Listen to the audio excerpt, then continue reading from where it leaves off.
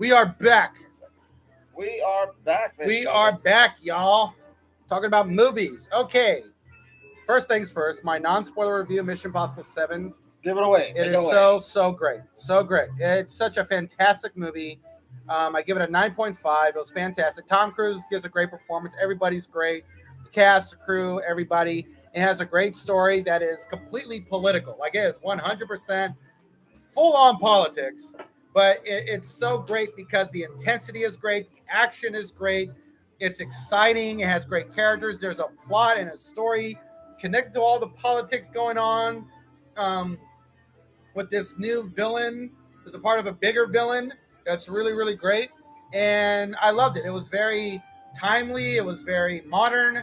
It was dealing with modern politics, but in a way that was really engaging and fun to watch. And not to spoil, but Mission Impossible 7 did what Indiana Jones 5 failed to do, which is you introduce this strong female character, but the problem with Indiana Jones 5, maybe it's because of Kathleen Kennedy's stupid ass, is that Phoebe Waller-Bridge spent most of her time being an asshole until like the last 30 minutes of the movie. And this isn't her fault. She's a great writer and a really great actress. I mean, she did what she was hired to do. But the whole time, her character was being disrespectful to Indiana Jones, insulting him, and was doing everything at the end of that movie. I'm kind of spoiling Indiana Jones 5, but most people ain't going to see the shit. And by the end of the movie, he's basically not doing anything. He got shot and is basically taken hostage. And she's doing everything by herself because it's strong feminist woman time. And it was just so stupid. And it made Indiana Jones look like a weak, pathetic, feeble man. And maybe Harrison Ford was okay with that because he's sick and tired playing a character and these movies suck. Like the last two movies are bad. And he just doesn't care. He looks bored. And he gives such a shit performance. And I don't blame him because there's just no passion there. It sucks, and you can see that. They spent $390 million for what? For the de-aging technology that looks like shit, but whatever. Mission Impossible 7 has kind of the similar plot device with Haley Atwell's character in Mission Impossible 7, but she's not disrespecting Ethan Hunt. In fact, as the movie continues, she's admires him because he's just as competent as she is, if not more so. And he actually outsmarts her in many ways. And Ethan Hunt has never put down or disrespected. He is constantly at the focus. He is constantly the hero, and he is the good guy, right? So while Mission Impossible 7 is very political, it's progressive in many ways. It's made for a modern audience too. Ethan Hunt it's not woke, right? Where the straight white guy is disrespected for stupid reasons, for unnecessary amount of reasons. And I loved it. It was great. It was great to see a movie that was just there to entertain. It was serious. It was dramatic. And Tom Cruise and Christopher McGreevy showed, and both of these movies are made at the same time, how to introduce a new strong female character through the main character without disrespecting the male character, right? The main male character. Like you don't have to put down the male character to make the woman look great. The female character in the movie was great and competent, but Ethan Hunt is still the hero, still competent, and she's never disrespecting him or putting him down. And they're really just equals. And I loved it. It was great.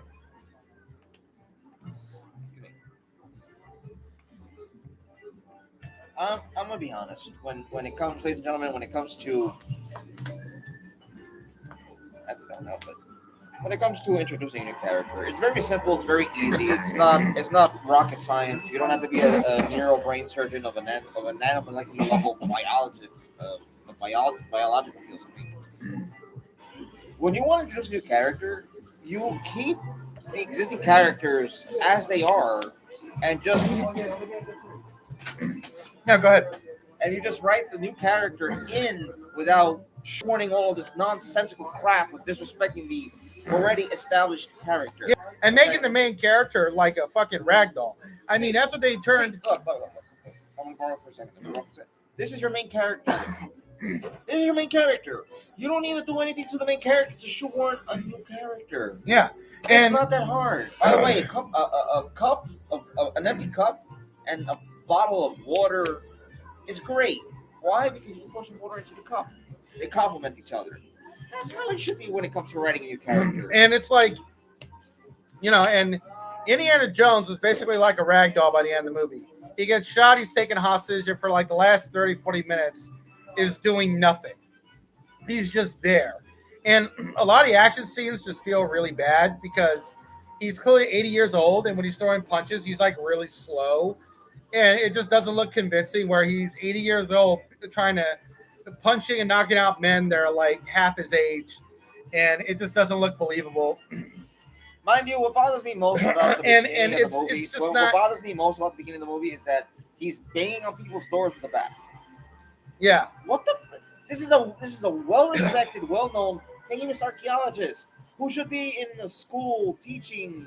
And he is, and he's retiring. And there were many ways of doing this right, but it's like it was just like he was like being brushed to the side by the end of the movie because they wanted to do this spin-off movie to focus on Phoebe Waller-Bridge. And the movie, watch it. And I love her as an actress. She's a great writer, but they were setting her up to fail. And luckily, the movie flopped at the box office. No one's going to see it. Hopefully, Kathleen Kennedy gets fired. No, she won't get fired. Watching from a legal perspective as to why that would not happen, Disney's in no position to pay to pay her off to get the hell out. They are. They could give her an exit package of $60 million. They got the money. I don't think they do. They do. Their operating funds are currently going down. They're getting an income every day. They're getting in money. Do you know what their income is every day? It's like almost $300 million a day. So they got the money to pay her off. Their parks are losing attendance records. No, so I mean they have a lot of debt and they're losing money, but they're making money all at the same time. So they have the money to bring her in, and even though their movies have flopped, they're still bringing in the most money at the box office. So they have the money to pay her, and really on paper, this is going to be one of their most profitable years by the end of the year. Not as profitable as last year, but profitable enough. They got the money to give her an exit package. The problem is they have to find a replacement for her, and they don't really have anyone in sight because who the fuck wants the job? Well, see, the thing with Jon Favreau and Dave Filoni is that they have their own aspects. They work well together. One is doing his thing, and my problem with they're creatives, and so let them create. Let them make. So when it comes to who wants to be CEO, I'll gladly take the job. However, if anything, put George Lucas back. Yeah. Just put him as the guy. Yeah, that'd be hilarious. Just give it back to him. At this point, Lucasfilm has only turned out maybe two successful blockbusters. Yeah. I mean, Guardians of the Galaxy 3 was a success. Little Mermaid is a flop, but not as bad as a flop. It's a flop. Elemental, right? It's a flop, but Elemental was a huge flop. Yeah, but Little Mermaid is a flop, but it's not flopping badly. Indiana Jones 5 is a major flop, but it probably won't be as big. It will probably be a bigger flop than The Flash, but The Flash is a huge flop. So Warner Brothers is having a worse year this year. Disney's having a bad year, but Warner Brothers is having a worse year.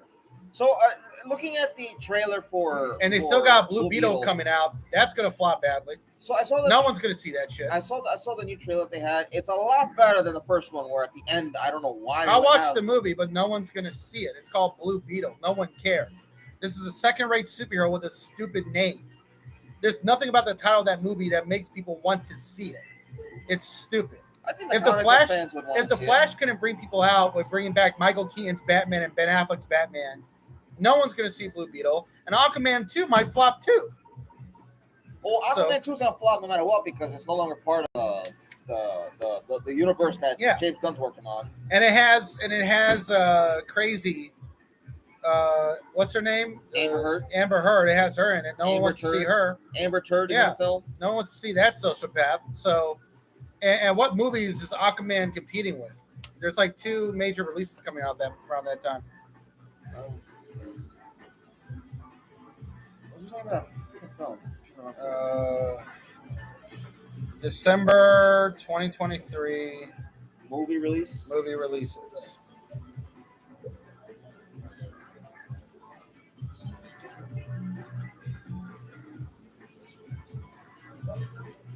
Oh yeah, the Ghostbusters Afterlife sequel. That's coming out. Hopefully that's done correctly. And if it's I done- think so. They got the same director, and I Okay, love so- the third movie. So yeah, you know, so if it's the same director as Ghostbusters Afterlife, Oh, we got Wonka coming out, and then we also got the Color Purple adaptation. What? So yeah, Aquaman has a lot of competition. Aquaman's not gonna do well. It's not going to do well. I'm sorry. It's got too much. It's because Amber Heard's in the film. And if the movies come out in November, if they all get good reviews, and if people like them, like if Dune Part 2 is beloved and has a huge opening weekend, that can still carry over. The Marvels might not do as well as the first movie, but if the Marvels gets good reviews and has good word of mouth, that can hold up well. And then you got the Hunger Games prequel movie, and that gets great reviews and holds up well. So Aquaman is going to be dealing with like seven fucking movies. I don't understand the point of prequel. Like, all right. Well, it's a great book. It's a fantastic The book. book is good. Yes. Have you read the book? Yes. The Hunger Games prequel? No, I've read. It's a great book. I read the original 3. The prequel book is an amazing book. I think that if the movie's faithful, it's going to do a great job. Well, the problem is Hollywood is the problem. A lot of times they're not faithful. Well, Lionsgate doesn't not make faithful adaptations, and sometimes their movies are better. Contraction. They do make faithful adaptations or no? No, Lionsgate always makes faithful adaptations. Okay, the thing is, but the thing is, a lot of times because the source. When you say doesn't, you're saying does not. And No, what I'm saying not. It's a contraction. No, what I'm saying is that Lionsgate does not make unfaithful adaptations. That's what I'm saying. Just saying. They make faithful adaptations. I don't even do grammatical. I don't even do homework. Like they don't not like make unfaithful adaptations, but like. I mean, like they make faithful adaptations. Like here's the thing: like the Twilight movies were better than the source material, and they were all huge successes at the box office. The Hunger Games movies were better than the books, and they were faithful to the books and still better, right? And they were all box office hits. So of course, the Ballad of Songbirds and Snakes could be faithful, but the Ballad of Songbirds and Snakes is actually a fantastic book. And so the movie itself could be great. And hopefully the movie is really, really long because it is a long book. It's a great book. And there are so many important, pivotal stuff that happens in that book that should be in that movie. So I think the movie should be 3 hours long. I'll see it. I'll sit there for 3 hours. I want to say that. And what's crazy is that I saw the trailer and the trailer was great. And then I finished reading the book. And then I saw the trailer. I was like, oh my God, this is like scene and shot adaptation of the book. Like I couldn't believe it. Like what I read and then what I looked at in the trailer was straight from the book. And everybody loves the actress they picked, Rachel Zegler, because she looks like Lucy Graybeard. She looks exactly like her, and she's a great singer. She's a fantastic dancer. She's a great fucking actress. She should have been nominated for West Side Story. She's a show woman, is what she is. What? She can sing, dance, act. That's a show woman. She's a triple threat, basically. And she's she was great in West Side Story. She should have been nominated for the Oscar. I mean, I was happy Kristen Stewart got nominated. Keep that nomination. Take out Nicole Kidman and put in Rachel Zegler.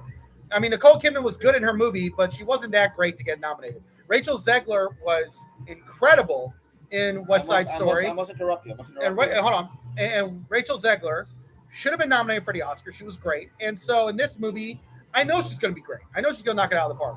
I must interrupt you and say this. On behalf of the people who are very biased on the people they choose for nominations, how dare you? What the fuck? You don't even watch the Oscars. I don't watch it. Why do I don't want to watch rich people get an award for giving themselves an award by nominating themselves. I love the Oscars. I love it. I love the Oscars because I watch the video game awards. That's worth. I love movies, so I love the Oscars. And this past year's Oscars was unusually great. It was very much all about showing love and respect to cinema and keeping things positive. And it was a great show. It was a great show. That's a whole load of bullshit.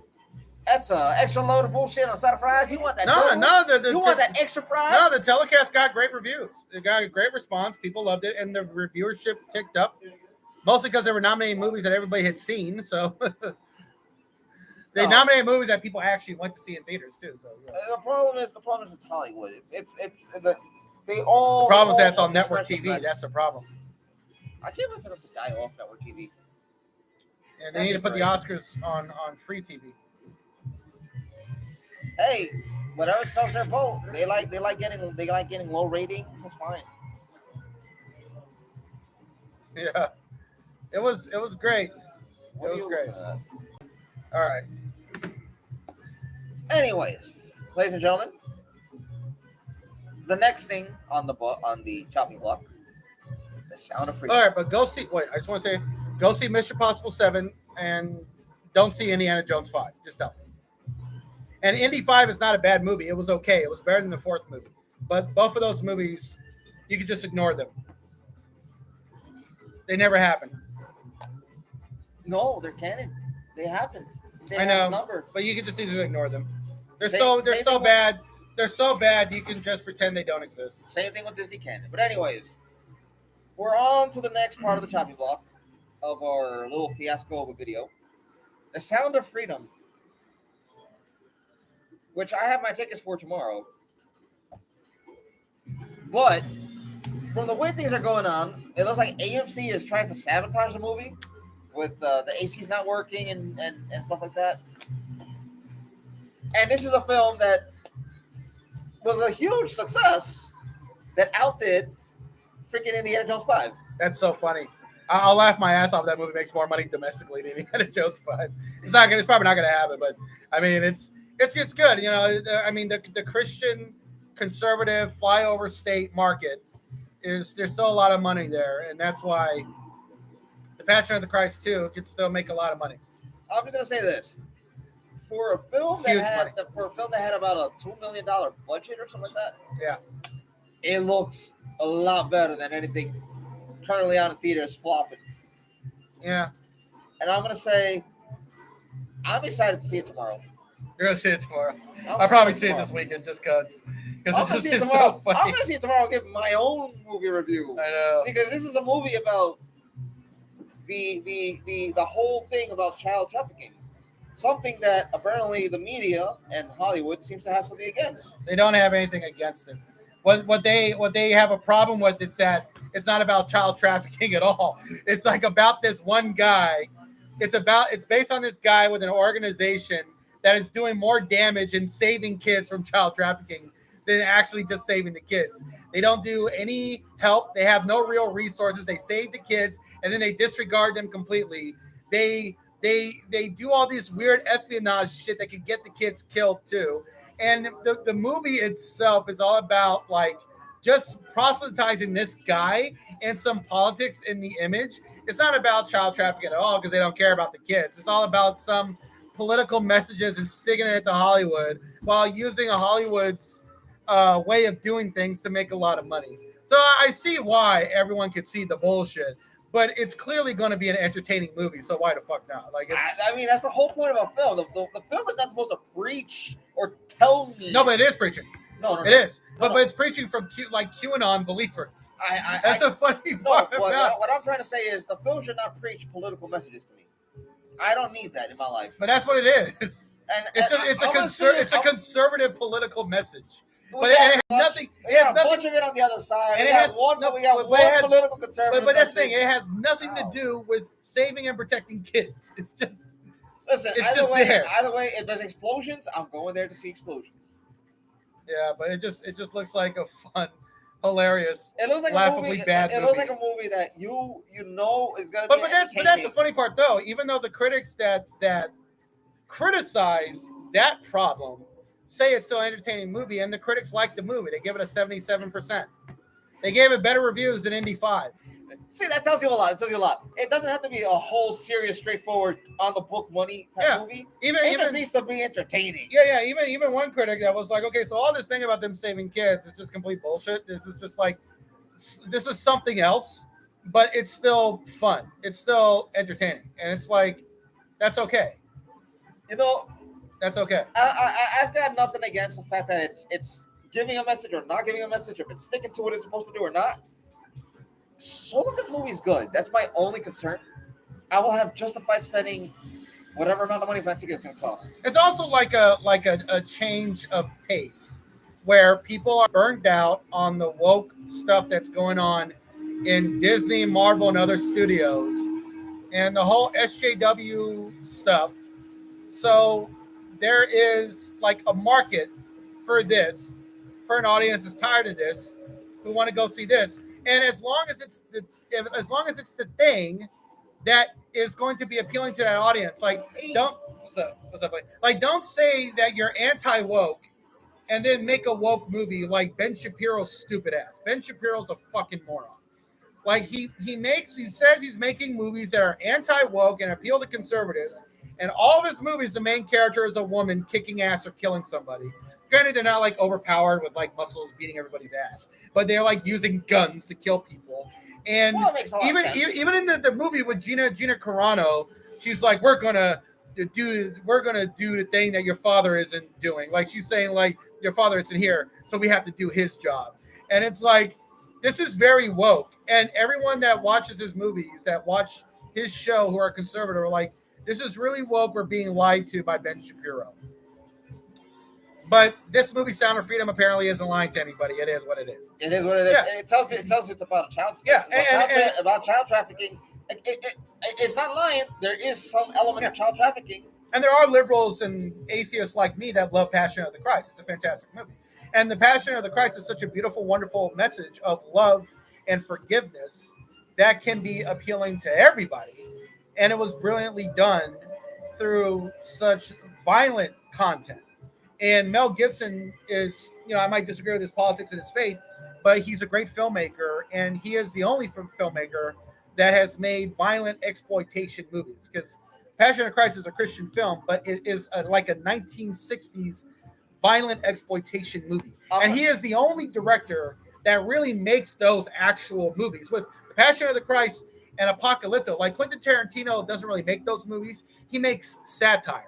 His movies are satire. They're great films, but they're satire. They're not real violent exploitation movies. They're satire. Mel Gibson's violent movies are the real thing. That is for real. You want the special on the Double House bacon egg toast sandwich? Go for a Mel Gibson movie. I'm talking about food. I'm probably hungry. Probably. But The Passion of the Christ is a film that I watch maybe 3 times a year as a reminder that, love, forgiveness, compassion. The thing, though, is that you're not going to get a film like Passion of the Christ done from a mainstream Hollywood film. It's just not. R-rated movies just don't seem to be on their. Well, it was the controversy with it that made studios walk away, and then Mel Gibson made $280 million.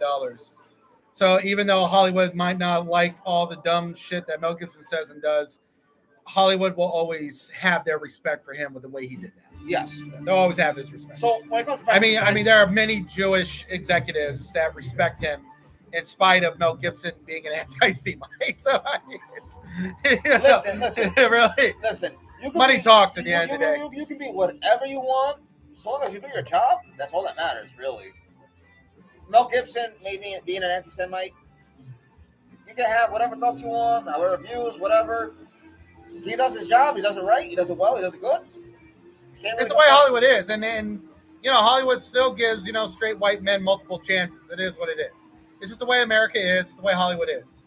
If you're a black or brown person or a woman, if you do even 1/10 of the dumb shit, your career is mostly over. Like, you got to go through like purgatory for 10 or 15 years. I mean, Mel Gibson's comeback is here. He's making Lethal Weapon 5, which I want to see. Oh, I'm looking forward to it. It should have come out 20 years ago.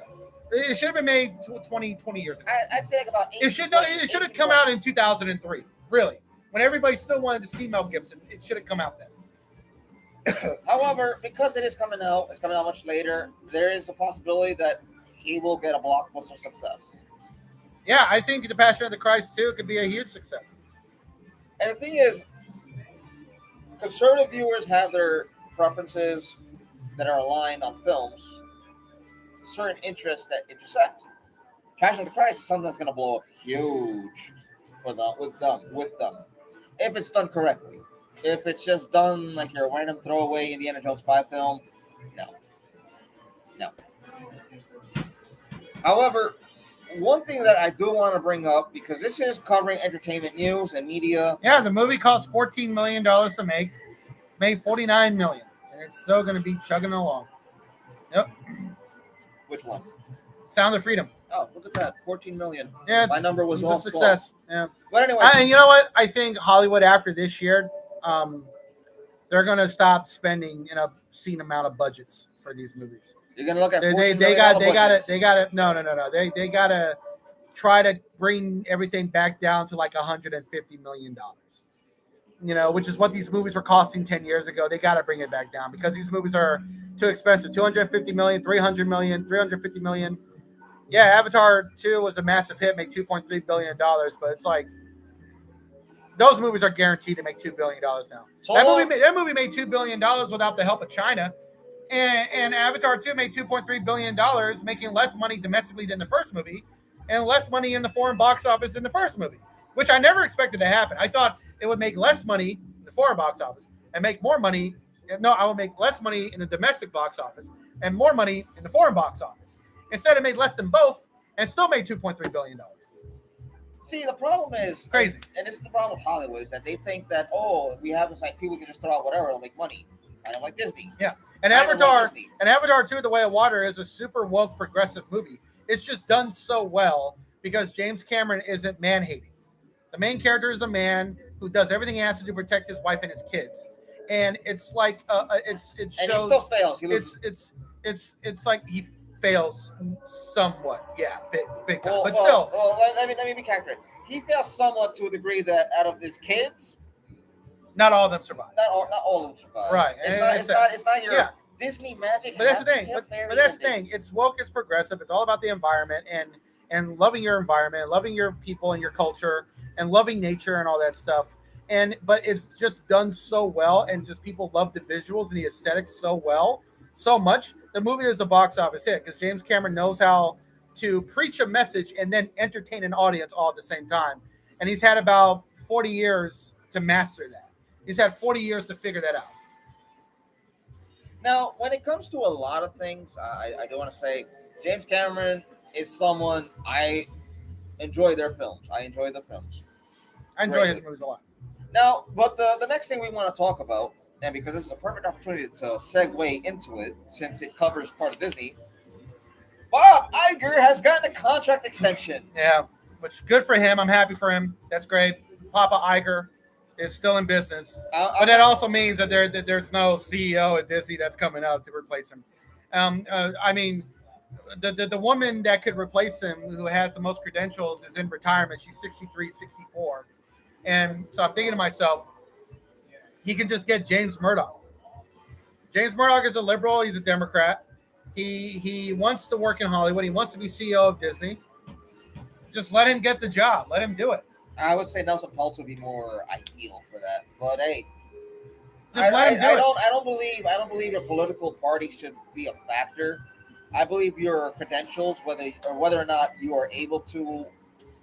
But that is a factor in the job too. Sometimes in Hollywood, not all the time. But the thing is, James Murdoch, he's already got the credentials. He's a James. Yes, he's a Democrat and he's a liberal, but he has such long business acumen. He has such a deep business history. He knows how to start things that are successful. He got Fox News and Rupert Murdoch into business in China 24 years ago. So, I mean, he could do it. I mean, he failed to get Sky News and the Sky Network owned by to get that deal signed and sealed for his father. But he could run Disney. He could totally run it. And he could bring a young, fresh new eyes. He knows how to count the costs and to see what's working, what's not working. And he's good at firing people who need to be fired. He's great at that. Not like Bob Iger, who was. Or if you want to get a woman, get Rupert Murdoch's daughter, who's the oldest kid. Get her to do it because she started more successful businesses. She started very successful networks that had a ton of reality shows. I can look it up in a little bit. You could go on talking, but I mean, she can do it too. When it comes to the Murdoch family is basically your pure gold of oil. Lachlan is stuck with his father, and Lachlan sucks at everything, but he's stuck with his father, and that's who he wants to be under. But the daughter is great. She's smart. She's intelligent. She can do it. James could do it too.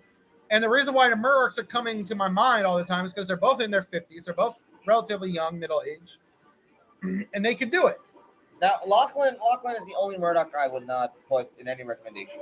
Yeah, he sucks. He fails at everything. The other two are the son and the daughter that are capable of. They have the credentials, the record, the proof, and the work cut out. Work through and show. They have it all listed. What are we looking for now? Rupert Murdoch's spouse. No, they're the spouse. Look at the kids. Oh. No, go ahead, talk. Keep going on. No. I was. I'm just looking up. But anyways, when it comes to Disney, here's the issue. Bob Iger, I don't think is looking for anyone. I don't think he's. Yeah, Elizabeth Murdoch. Yeah. There you go. Okay, so I don't think Bob Iger. Put your glasses on. You can't see without them. Bob Iger, I don't think is looking for anyone. And on top of it, he's just there because, well, he never left. Shine Group. That's the group she created. Before it got bought up by 20th Century Fox. Career.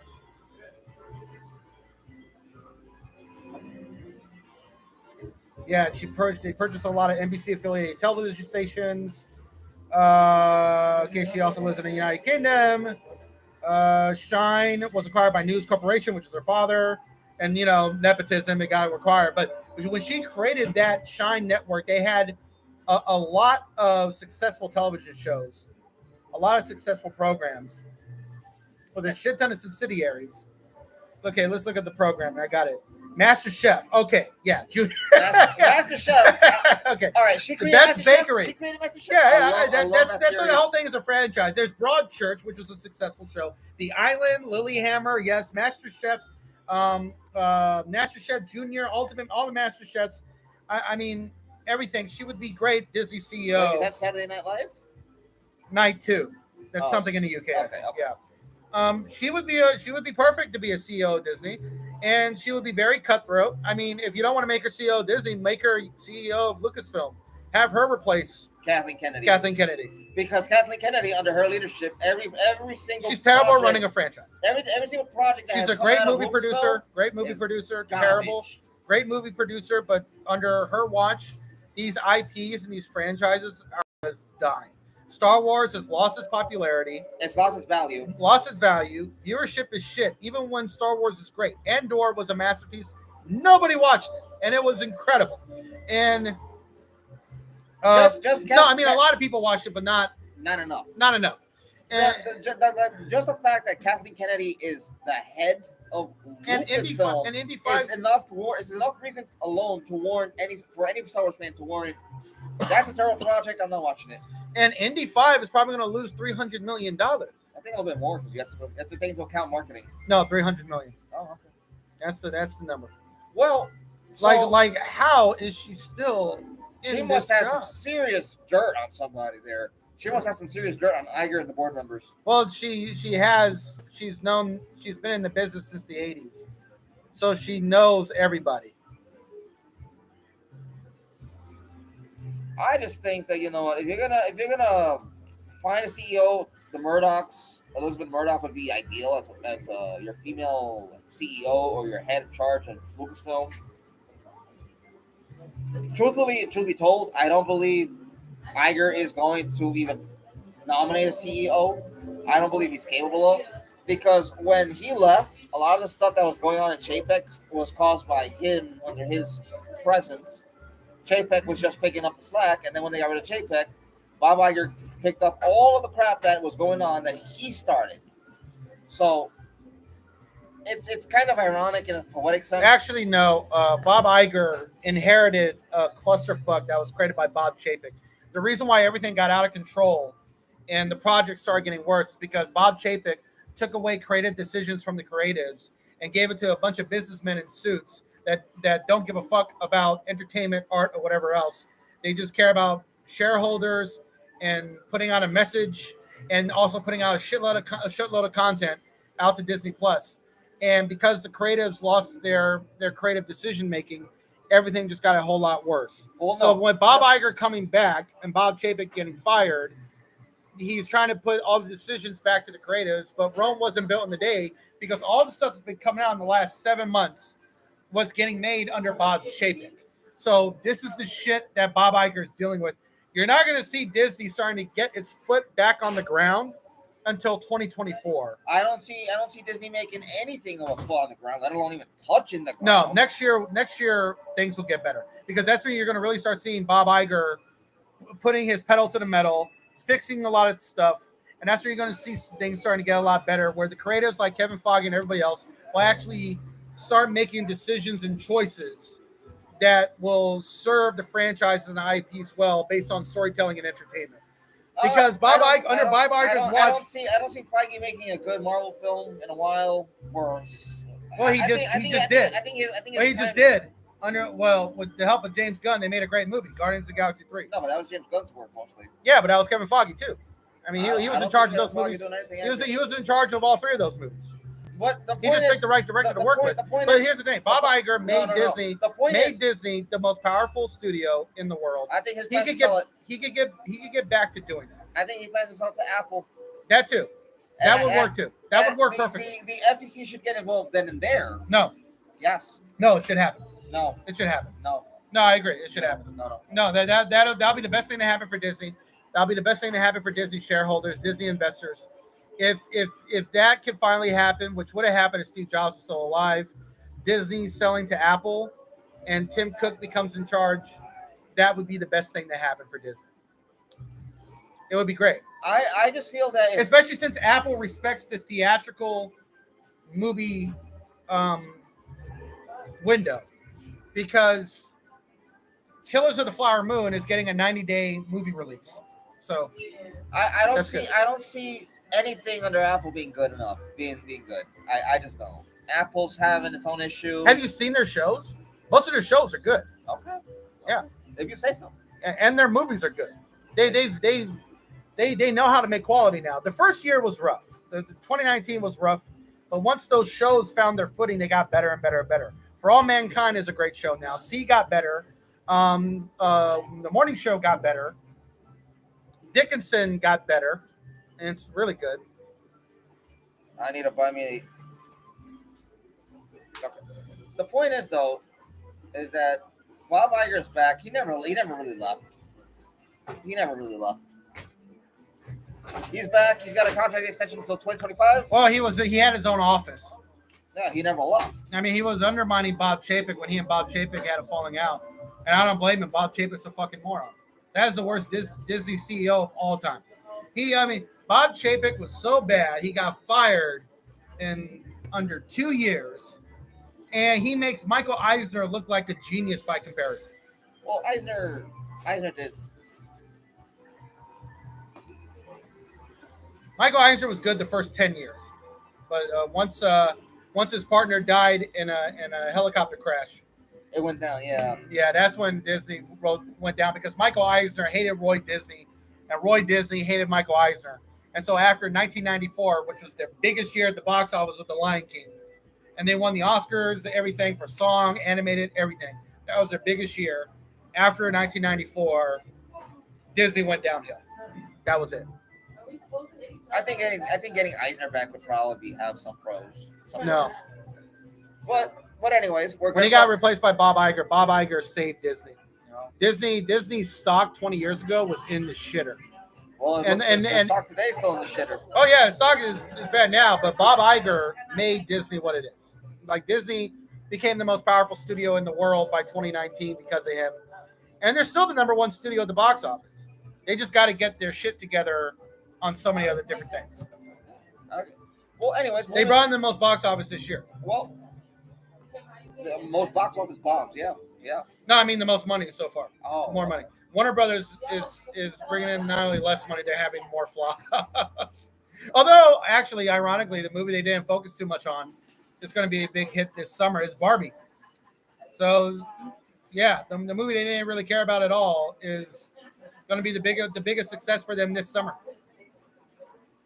A Barbie film, but hopefully it's not political and does not say anything political because. Well, it's going to have a big opening weekend. It's going to have a big opening weekend. That's what Warner Brothers wanted, and it's not super expensive either.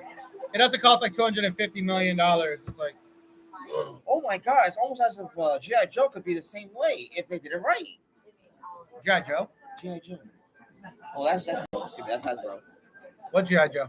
G.I. Joe. The real For who? hero. If Warner Brothers were to pick up the G.I. Joe franchise and That's do not it gonna right, happen. yeah, I know. G.I.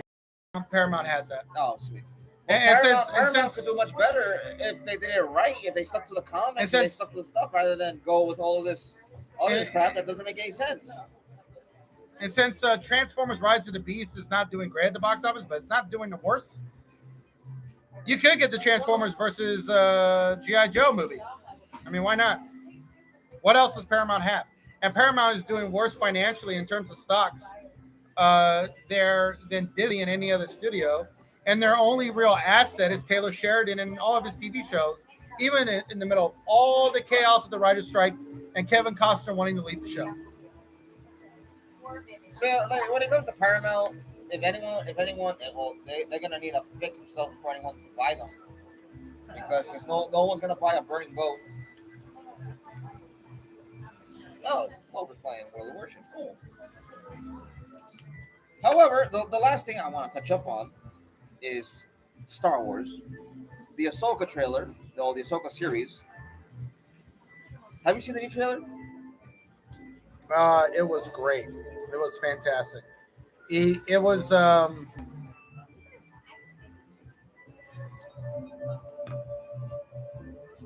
well, okay, it was great. I mean, yeah, the trailer is everything is very female focused because of Kathleen Kennedy. She got to do all that, but I love it. It just looks great. Rosario Dawson looks awesome as Ahsoka. She's really in character. The other cast that got playing the characters is a Star Wars Rebels fan. I feel vindicated just seeing all this coming to life. We got Chopper, we got the ship, we got Hera, we got Sabine, we got all these characters. We got Ezra, who's on a hologram who could show up physically. Whoa, that's what we said. Hologram. No, he's on. It's a hologram. Whatever. I found the name. Anyways, it's great, and so hopefully we'll see him, and that could lead to like a big crossover event or whatever else. But it looks great. I'm enjoying it. I'm sad Ray Stevenson died this year. He died young too. He's 58 years old. Who plays the Dark Jedi. He was such a great actor. He was such a good actor. I loved him in Dexter and Rome. And so this show, hopefully, if it's great, it's like his last hurrah, which is good. That's good for him. You know? I'm gonna be honest. I saw Rebels. I watched it. It was entertaining. I was able to enjoy a lot of it. The trailer to me seemed a little boring. There were some inconsistencies between the characters from Rebels to the show's trailer. The fact that Ahsoka's personality has changed greatly from Rebels to the show. Sabine's personality, Hera's personality, everyone's personality seems to have a little bit of a flip, a little bit, and it's something that doesn't give me positive sense. Yeah, it's weird how this show is basically taking place 12 years after the Rebels, and something happened, something went on to where they're all really, really depressed. Like they all look super sad. They all look very depressed. Like I don't know what went down. We're gonna find out. And apparently Sabine was being trained by Ahsoka. That was news. Yeah. I was like, holy shit. I was like, wait, she's a Jedi? Wait, she went. Mandalorian culture is Mandalorian. That's not really a thing. Mandalorian was being trained as a Jedi. That's I was like, that's freaking news. So I was like, oh, cool. I like this. Do a little side move to put this to charge, ladies and gentlemen, because the battery's a little low. Or shall I do it?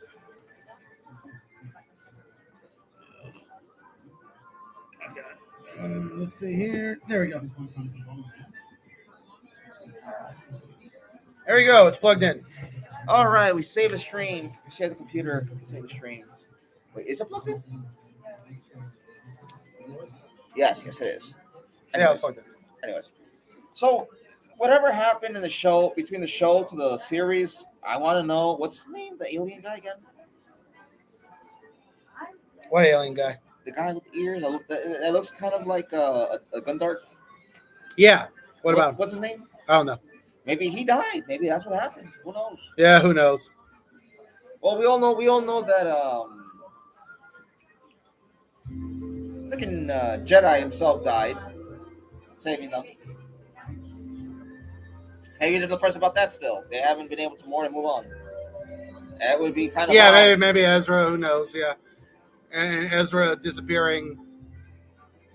And that's the thing. They've been looking for him for like probably 12 years. Haven't found him. And Thrawn is alive, so they gotta go after him because there's a connection there. What upsets me was the facial appearance for Thrawn. That upset I me. loved it. It was great. He looks like upset me. Thrawn. No, the fact that he had that extra layer of cheeks. I loved it. It looks like Thrawn. No, that's not what it just looks like. He looks exactly like Thrawn. I love it. It's great. And I love the actor they got him. It was great. He's a great actor. You know, who's been underused for a number of years. It's like playing, you know, I'm just like, I'm so happy about this show. This show actually looks good.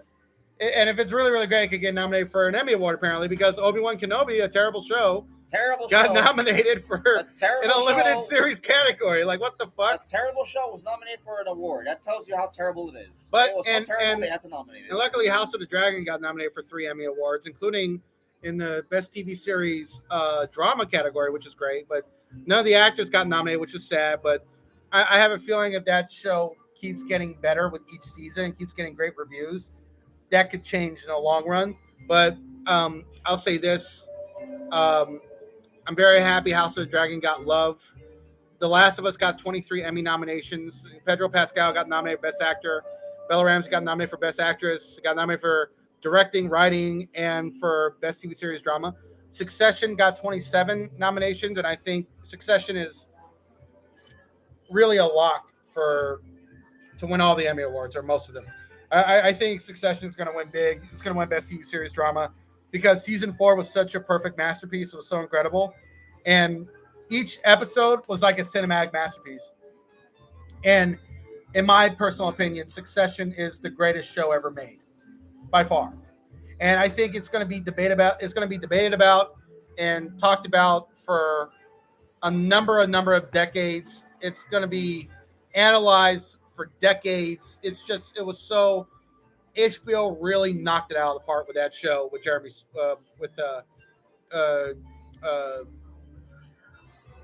what's his name? Jesse Armstrong, I think that's his name, the showrunner of Succession. So yeah, that's the leader of the pack, and also great news. And luckily, this Jesse Armstrong, the writer and creator of the show, he knocked it out of the park. I mean, it was just incredible. But I will say this to House of the Dragon fans and to the Lord of the Rings fans, we got vindicated today, obviously, because Lord of the Rings: The Rings of Power didn't get nominated for any Emmy Award, none. It got completely snubbed. Lord of the Rings: The Rings of Power got snubbed, and I am so happy because that is the worst season ever. That is the worst first season ever. For a very, very high budget show, there is no excuse for it to be that fucking terrible. I'm just happy Lord of the Rings was not even put in the list because you know what? That the entire series was awful. Water. You seen the whole bullshit, thing? Yeah. You saw the whole thing? I saw the whole thing. I was so disappointed. I saw the whole thing too. I had moments where I'm watching it. It was so boring, so badly written. The dialogue was terrible. I'm watching it. I'm doing this a lot. The philosophical statements were the worst. It was nowhere near on the level of Tolkien. It was more like a 7th grade reader type of dumb shit. I'd say 5th. And fifth. And it was like, and the writing was so awful where you had the Harfoots who are saying we don't leave people behind in the first 2 episodes. And then you watch the next 2 episodes, they leave people behind. They're a bunch of psychopaths. Like if people get injured, they just leave them. They were like, we leave nobody behind.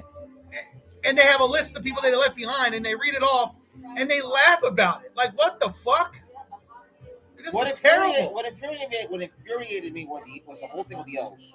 The half-cut mohawk. Oh yeah, I know. Nearly bald. Fucking buzz cuts on elves. And I'm like, that's not what an elf does. Elves don't do that. And then the whole diversity casting was for the sake of diversity because it was still terrible. Yeah, it was terrible. Like you had a black Puerto Rican elf, and he was the only Puerto Rican elf. There was no. So he was the only elf. You know. And then you had dwarves who grew up in caves, right? And you have a black female dwarf, and she's the only one. And then they try to lie to us at Comic-Con and saying that the female dwarves have beards. It's like they don't have beards. They have whiskers, you fucking idiots. It's not a beard. It's not a real beard. It's what I got. It's a whisker. Through a lot of written and established lore, whether it's mythology, whether it's something you want to consider, and then you have Lord of the Rings fans of written literature that's not true, and then you have Lord of the Rings fans gaslighting fucking each other, trying to say that that account was written from an elf who are prejudiced against dwarves, so we don't know. But I'm like, well, that in and of itself is fine. You could go there, but they could have been creative with that, right? Where publicly the dwarves, the men, want to cover up their women and put beards on them so no one could look at their women. And then they were in the caves, they just take the beards off anyway because they're in caves. They could have done something like that that would have been somewhat faithful to lore, because that would have been somewhat faithful and would have been creative and smart and funny. But they couldn't even do that because the writers are a bunch of fucking idiots. They're a bunch of amateurs. They couldn't even do that. And you have fans trying to make that claim, but they had no other corroborative evidence to somehow prove that elf was lying because he's a racist. Okay. Well, no. Because there are other dwarves that actually confirm what he said. So, there was all this gaslighting going on. There was all this gaslighting going on with these fucking Amazon shills on YouTube with their YouTube channel. I used to love the One Ring, those fucking shills. I used to love those guys until they just completely shilled over Amazon because they wanted media access and to get extra money and sponsorship. And then after the season premieres, it was absolute shit. And then 5-6 months later, they admit, yeah, it was disappointing. It was terrible. I'm like, after all the division and disrespect you chose to do, and Amazon trying to highlight these racist idiots on Twitter that make actual Lord of the Rings fans look stupid and bad, instead of just focusing on the fact the show looks terrible. And then you had other Lord of the Rings fans criticizing me for thinking that the show's going to suck. It's like, oh, well, hasn't come out yet? You don't know. I'm like, just look at it. It looks fucking terrible. And that guy, the man, is clearly Sauron. And I was like, you don't know that. You haven't seen the show. But they're giving it away.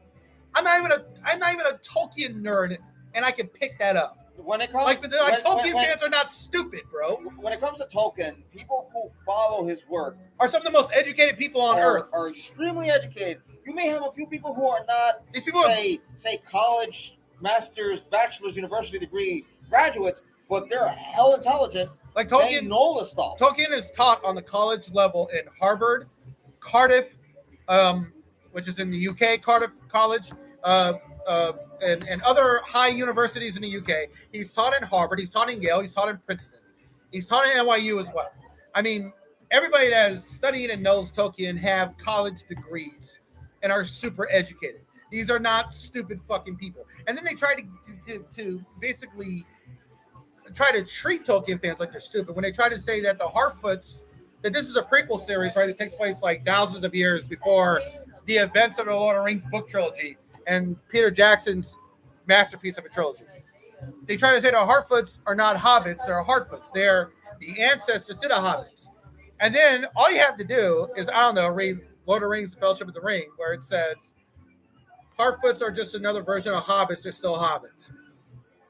Like, you're trying to lie to us, and you think we're stupid. They wanted you to believe all the beautiful lies that they could come up with, whatever excuse to make it all valid. You thought we were stupid. And what's worse is the fact that all the lying that they've done, all of the inaccuracies and that they have performed, and the mainstream liberal leftist media tried to gaslight everybody even before both of those shows premiered. House of the Dragon and Rings of Power. I remember I was reading articles saying that, the Rings of Power panel was incredible. And it was a great panel. Even though the showrunners were a bunch of morons saying dumb shit. It was a great panel. You got 32 cast members. There was panel number A, which was like 30 minutes, 40 minutes for the first 16 cast members. And then they went away and they got out the next 16 for part 2 of the panel. So it was like a 90-minute, almost 2-hour panel. And it was like an event. Even to open up the panel, Bear McCreary was playing the score from the show. And he's a fantastic composer, and the music was beautiful. That was great. And then you look at House of the Dragons panel. It was boring as shit. It was just a traditional panel. Well, I looked at that after the weekend. I looked at both panels. I was like, why was the House of the Dragon panel so fucking boring? And why was the Rings of Power basically like a Broadway play? right? It was like the best Broadway play because Amazon knew that their show was probably shit. So they had to put on a show to convince you to sign up to watch it. Meanwhile, HBO and Warner Brothers knew that they probably had a good or great show, so they didn't need to show off anything. They just were going to have a traditional panel, Q&A, have the actors say some stuff, and then the show premieres and blows you away.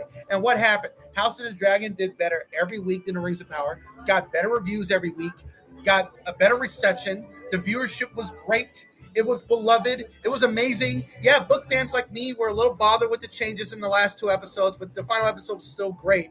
And as a whole, it was a great show. It wasn't the greatest adaptation, but it was really good. And look what's happening. It won Best TV Series Drama at the Golden Globes.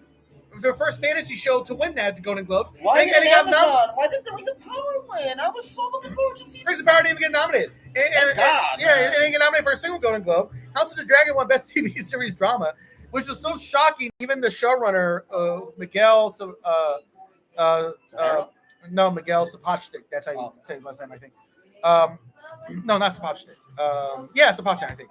Miguel, the showrunner, who was the co-showrunner, was shocked. And so was 2 of the cast members. I remember the RC and the other actor who plays Rhaenyra. She was shocked. She was drunk. She got drunk because she expect to win, and she was on stage fucking hammered. It was great, but it was like holy shit. House of the Dragon just won, and it just got nominated for 3 Emmy Awards for the Best TV Series Drama, and Rings of Power didn't get nominated for shit. So there you go.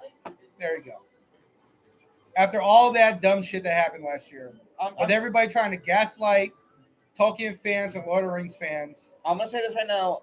Having watched Lord of the Rings, I'm more so easily prone to being hostile. And now Star Trek Discovery is finally canceled, thank goodness.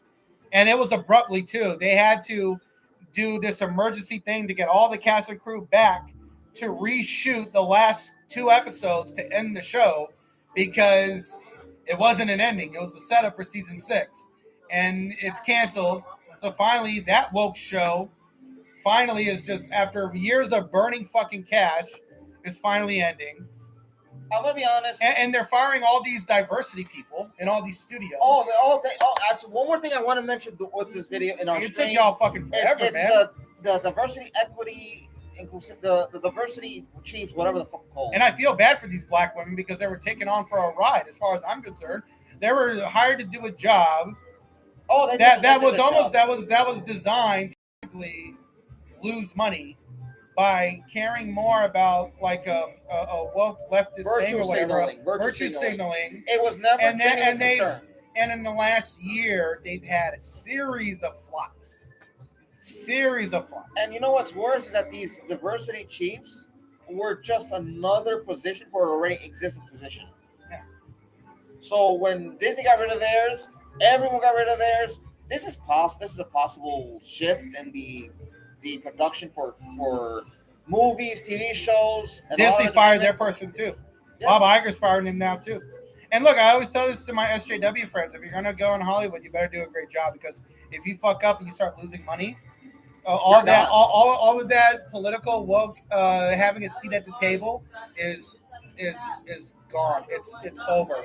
Like the political woke sitting at a table does not exist. You're just there. You're not there. You're just there. Yeah, and it just goes out the window, and then you're fired, and then you gotta look for a job. I mean, what a lot of these people need to do, and it's tough because it's tough for them because they don't know how to create. They don't have an original thought. They don't have an original idea. A lot of social justice warriors and leftists don't have like an original ideas. So they try to take something that's created. There's no creativity on their So they try to take something that was created and to incorporate their leftist liberal political ideology into established franchise and IPs, right? Like Star Trek, Star Wars, now Indiana Jones and whatever else. And that's what they're doing. But if you're gonna do something, you got to be creative, like what Tyler Perry did, right? Tyler Perry has a net worth of $1 billion. He started his own studio. He created his own character called Medea, and he focused completely on black representation, not just in front of the camera in movies, but behind the camera. In his movies, he has black editors, cinematographers, writers, production assistants, camera crews, everybody. Lighting. He created lighting, all of it. Everybody's black. He created his own studio that replaced a slave plantation in Atlanta. His whole studio used to be a slave plantation in Atlanta, and it's his whole studio. And he filmed shows and movies all the time at a very small budget. Listen, right? He can film a whole movie in like a week. No, right? It's not just that. It's not just that. Tyler Perry, whatever you want to say about him personally, I don't care. The man is creative and is able to create original things.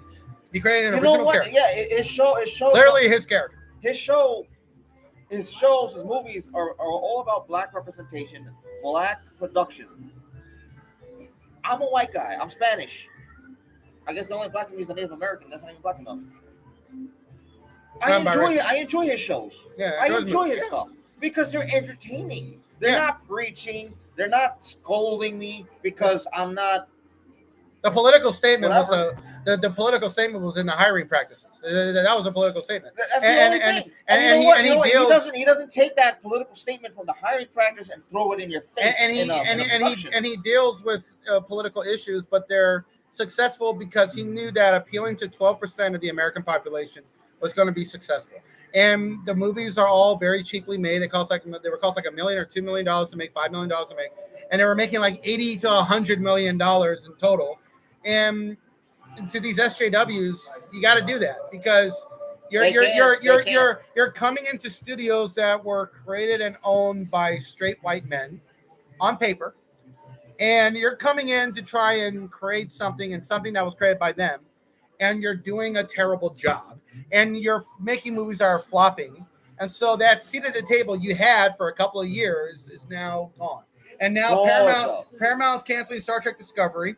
Alex Kurtzman, they extended his contract, but they like Bob Backus is looking around the past 6 months, and he realized that Taylor Sheridan shows are not as expensive as Star Trek shows, and they bring in the most subscribers on Paramount Plus, and those shows are bringing in, and 1 out of 3 people on Paramount Plus are watching Taylor Sheridan shows.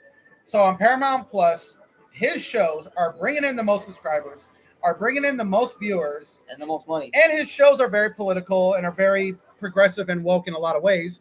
Like he's got the Lioness series coming out, which is based on a female-run CIA organization run by women, all women, portion of the CIA. I thought it was a division. It's a division within the CIA that's an all-female-run division. I might watch it. And the show is coming out. And it's probably going to be really, really entertaining, and a lot of people are going to watch it. He's got Bass Reeves coming out, which is finally a show about one of the greatest lawmen who was black, who basically ran west of Mississippi in the late 1800s. It's like, I mean, it's like, and so now Star Trek, which is, and you can just see the difference here. You look at Taylor Sheridan shows, progressive and woke, well written, great, entertaining, bringing in viewership. Star Trek, woke, mostly shit. And it's finally, and it's wasted money, burning cash, and now the franchise could potentially be on ice. Even though season 3 of Picard was great, I do love Strange New Worlds, but here's the problem with Strange New Worlds, and this is the thing with Akiva Goldsman. Akiva Goldsman isn't woke; he just sucks, and he has no originality. He has no creativity. Akiva Goldsman loves to adapt and remake shit. That's all he does. And that's what he's doing in Strange New Worlds. He's taking something that was done in TOS and he's trying to remake it.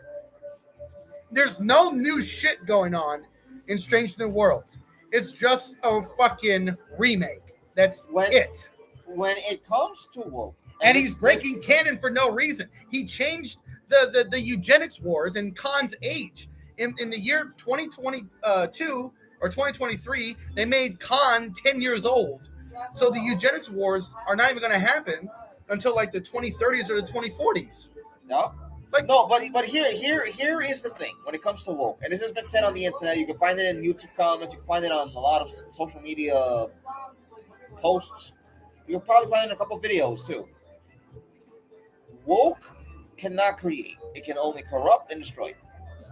That's the comment that a lot of people have taken and planted into themselves because it's what they're seeing. Which is not the right quote from Lord of the Rings, but yeah.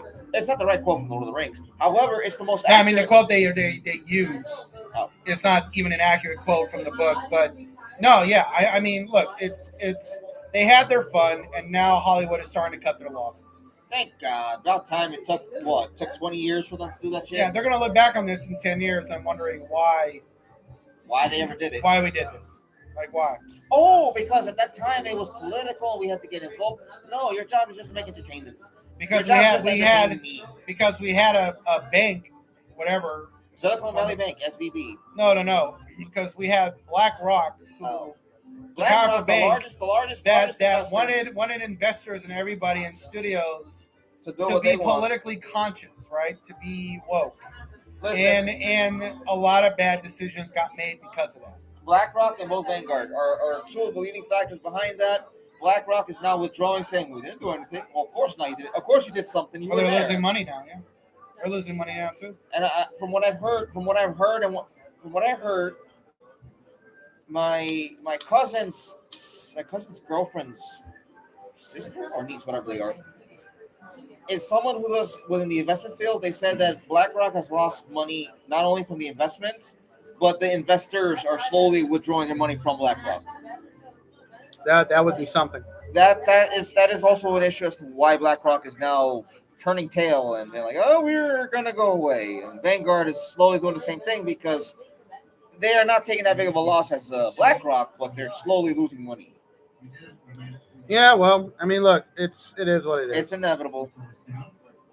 I'm gonna do my own. And you know, I gave Star Trek Discovery a chance. I tried. Season 3 was good. I liked season 3. I couldn't. But first 3 episodes turned me off so bad. The first 2 seasons are not good at all. The first season 3 I liked. It was good. I was enjoying it. Season 4 started off good. The first 7 episodes are good. And then after episode 7, it completely fell apart and became a melodramatic cry fest. And where characters are crying in every single episode is so unrealistic. It's not Star Trek. It is absolutely terrible. It's dog water. And I don't understand, like, a lot of the man hating goes on in some of these new Star Trek shows. It's ridiculous. Like in Star Trek Discovery, where you have Uhura and other female cadets putting down the men that are inspecting their ship, which is their job. And Uhura is like telling this guy not to look at what she's doing or her position of what she's doing. And I'm like, this guy is her superior and she's a fucking ensign. Like, what is going on here? It's like none of this is even believable. You know, it's just going on and on. And in even the military, though if you do that in the military, if you are speaking to your superior in such a manner, either you're gonna get dishonorable discharge or you're gonna get court-martialed. Yeah, and I did love episode 2. I love episode 2. Strange New Worlds. Episode 3 was it had some good moments, but the canonical changes to the eugenics war in the main timeline it's like they're just retconning the eugenics war and breaking canon for no reason, basically for no reason. That entire like episode should have taken place because the eugenics war is happening in the 90s from Khan. That whole episode should have taken place somewhere like the 1960s or 70s, so something like that. I mean, changing that was for no reason. Either way, that's our thoughts here while you're looking for your next item. The one thing I want to bring up is that with diversity hires now coming to an end, the diversity chiefs and the top positions, their seats are being revoked. They're being kicked out. They're being told goodbye. We don't need you anymore, because their job was to find problems where diversity and inclusivity needed to happen. And by doing so, they've damaged so many brands, franchises, and IPs. This is not me saying that they don't belong there or no one of any minority group should not belong in the franchise. No, this is me saying when you put someone whose job is to find the problem and create the problem, or to find a position where it is to create a problem, you're going to have problems and your losses are going to accumulate. We have now come to the point where every company is starting to realize this and they're cutting their losses as fast as possible. Additional losses, whatever. Yeah. Now, these are just my thoughts on the matter, on the matters. However, the one thing I do want to mention is, and they gotta just go back to hiring people. Just hire people that know Star Trek. hire people based off credentials. The only reason why Hire the fans. the only reason why 90s Star Trek was great is because Gene Roddenberry, he hired writers that didn't know a lot about Star Trek, and he hired writers that knew a lot about Star Trek. But here's the thing: all those writers worked under Gene Roddenberry and learned what Star Trek was, and were able to figure things out. Especially after he stopped being the showrunner, stopped running the show, and he got sick and he couldn't do it anymore. That basically saved the show. And Star Trek Next Generation became a great show because Michael Piller, who was was making people believe he didn't know anything about Star Trek, and that's how he got the job, and that's how he became showrunner, and he knew everything about Star Trek, and he was the guy that created Star Trek canon with TNG, Deep Space Nine, and Voyager. He was obsessed with canon and keeping everything together, and that's why Star Trek in the 90s was so great, because he kept everything connected. And he was responsible for some of the greatest episodes and two of the greatest Star Trek shows of all time. Deep Space Nine is probably one of the greatest science fiction shows, period. Changed the game forever.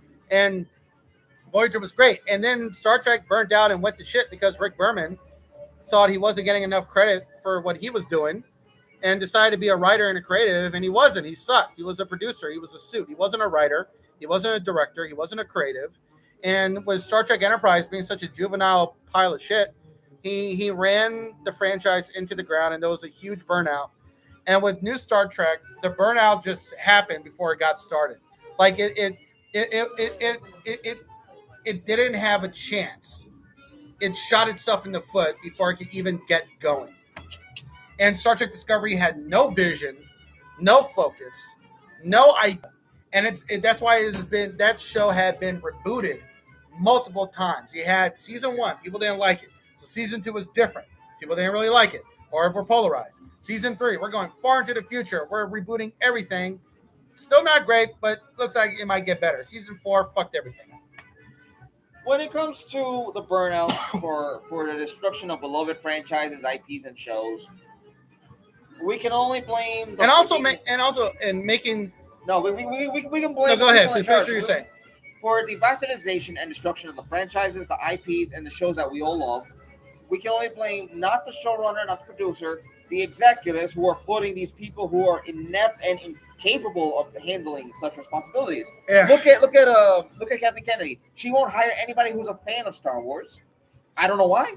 Fans know the shit back of their hand, like back of their head. They know exactly where that little piece of feathers are on the back of their head without looking in the mirror. And even though Strange New Worlds has no originality, it showed that all the gaslighting that was going on 6 years ago was complete bullshit. And from Star Trek fans doing the gaslighting, saying that, oh no, classic Star Trek doesn't sell anymore. It can't be a hit. And here comes Strange New Worlds. It's classic Star Trek. It's a remake, but it's a classic Star Trek where it's episodic. Each episode is dealing with its own story, and it's a huge success. People are loving it. It's got great reviews, great audience response, and the viewership is good. And this is the one Star Trek show that's not getting canceled. It's like, I can't even. I mean, it's like, and then season 3 of Picard comes out, which was very serialized, but it was a great Star Trek story that gave TNG fans what they wanted. And the last 3 episodes were some of the most wonderful 3 hours of Star Trek television ever, which proved the gaslighters and the so-called Star Trek fans who were gaslighting people that they were wrong again, and that Patrick Stewart was fucking wrong too. And they, like, after Alex Kurtzman is hopefully gone someday, they gotta stop doing this. Stop hiring people who don't like Star Trek, don't know anything Star Trek, to make Star Trek and to make other franchises for other people. It's like Star Wars. Just stop it. It's not going to work. Star Trek is never going to be Star Wars. Star Trek movies are never going to bring in $700 million to the box office. Fast and Furious movies and Star Wars movies. It's just never going to fucking happen. So stop trying to make Star Trek for Star Trek fans. You can have writers that can come in who are not big fans to bring in their ideas, but Just focus on that audience and appeal to that audience that focus exists. on your core audience. And Don't make them happy. And when they're happy and they're watching it, then other people are going to watch it. At the height of why was Star Trek so popular in 1994? 1994 was the height of Star Trek's popularity. Yes. TNG was averaging like almost 100 million viewers worldwide, or 50 million viewers worldwide, somewhere between there, somewhere between 50 to 100 million. Deep Space Nine wasn't as beloved, but it was finding its groove. The toy sales for Star Trek were fucking crazy. The merchandise sales were great too. That was the height of Star Trek's popularity in 1994. And why was it? Because the core fans were fucking happy. And TNG was just this rare science fiction show that was appealing to a general population. There are people that don't even consider themselves to be Star Trek fans or Trekkies that love TNG. Like TNG just really, it transcended itself. It was so popular. I mean, I could show you footage of this stadium in Toronto that sold out 50,000 tickets to see the series finale of TNG, All Good Things, back in May of 1994 in Toronto. So, I mean, that's crazy.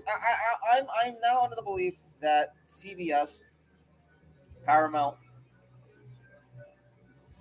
Disney with Lucasfilm with Kathleen Kennedy. No, but see, that's the thing with Disney. No, they hate the fans. No. You can't put Disney and Star Wars in that category. What they're doing, because Star Wars is at least run by Star Wars fans, right? No, Kathleen Kennedy is just incompetent. That's whatever. But Dave Filoni and Jon Favreau love Star Wars. No, that's the only two. They're the only two. They won't hire writers. So even if they make a dud, like the book Boba Fett, which was terrible, there's still fans making mistakes, right? And Jon Favreau, season 3 of The Mandalorian was not as good as the first 2 seasons, but Jon Favreau's still a fan. Dave Filoni is a huge fan. He's making the Ahsoka series. I mean, you see him at Star Wars Celebration talking about Star Wars and how much he loves the fans and the franchise, and he's crying on stage. He has literal tears coming out of his eyes. It's so wonderful. And so even though Star Wars has its hits and misses and its issues, it's still being made by people that do love Star Wars. Whether they're consistent or not is beside the point. Star Trek, for the first 3 years, when it came back in 2017 to 2020, was not being made by Star Trek fans. Lower Decks is made by Star Trek fans, but Lower Decks is a comedy that is satire. And yeah, the showrunner, Mike McKinnon, he loves Star Trek. He's super Trekkie Trekker, fine. But he's making a comedy, and it's an animated series. Yes. It's not meant to be taken seriously. So even that itself is tainted to a large degree. Because Star Trek is not supposed to be a comedy. But anyways, this is the issues that are plaguing a lot of franchises, IPs, entertainment, media, films, shows, such. And we as fans can only hope that a proper reintroduction to the series is committed. Because we're already familiar with the series. The new people are not. And you don't see a lot of you see some man-hating in Star Wars. But not even to the degree of the new Star Trek. Like Star Trek Discovery Season 2, Episode 1, you had this white guy, this guy, who's a complete fucking prick, right? He's a prick to everyone, and he's just mansplaining and being an asshole. And then he dies, right? And everybody's laughing and cheering when he dies. It's like the amount of man-hating is ridiculous. And at the Season 2 premiere of Discovery, the first 2 episodes are so focused on women, right? And the women are doing everything and kicking everybody's ass. And then one of the actors who plays a Klingon stands up after the premiere is over. And this is according to people who are there. She stands up and she goes, "Women!" And when I heard that, I was like, oh, God, that must have been torture. Must have been absolute fucking torture. But it's all coming to an end, hopefully. I'm hoping that this woke era, because that's what it is. It may not be a whole century, but the era of wokeness and all this whatever shit nonsense comes to an end and we get back to actual stuff again. Or maybe these companies just don't want money. I don't know. One or the other. But this is just my thoughts on the matter. Anything you want to say before we send off the fans, the viewers? No, this is it. That's all I gotta say. That's all we gotta say. This is my thoughts. My name's Steve from Steve's Thoughts and Nerd Talk with Brian J from Brian J's Nerd Talk. This is Brian J's Nerd Talk. good Good seeing you. seeing y'all. We didn't get a lot of viewers on this video, but previous video I got like 2 viewers. I couldn't believe it. I've had 3 on one. We'll get there. We'll get in there. So again, if thanks for staying with us. Thanks for hearing us out. Thanks for hearing us talk about a lot of these things. Vent, rant. If anything, may you guys have a good night. Take care. Take care. Have a good night.